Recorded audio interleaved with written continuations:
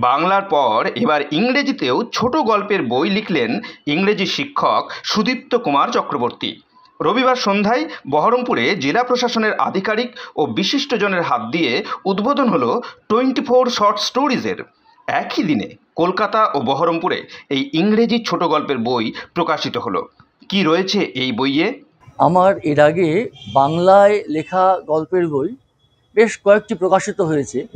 তো হঠাৎ মনে হলো যদি আমি ইংরেজিতে লিখতে পারি গল্পের বই, সেটা আরও অনেক দূর পর্যন্ত পৌঁছবে এবং আমি সহজে লিখেছি।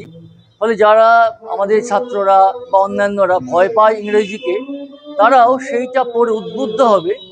এই জন্যেই আমি 24টা ছোট গল্প নিয়ে একটা বই লিখেছি, যার নাম 24 শর্ট স্টোরিজ। প্রকাশ করেছে কলকাতার রং মিলান্তি প্রকাশনী এবং সেইটি আজকে এখান থেকে প্রকাশিত হলো। আজকে একযোগে প্রকাশিত হচ্ছে কলকাতার মহাবোধি সোসাইটি থেকে, আবার এই বহরমপুরের চৈত্য থেকে। অতিরিক্ত জেলাশাসক উন্নয়ন চিরন্তন প্রামাণিক, সারগাছি রামকৃষ্ণ মিশন হাই স্কুলের প্রধান শিক্ষক তপনিষ্ঠানন্দজি মহারাজ সহ বিশিষ্টজনেরা বই প্রকাশ অনুষ্ঠানে অংশ নেন। এই বইটিতে 24টি গল্প রয়েছে।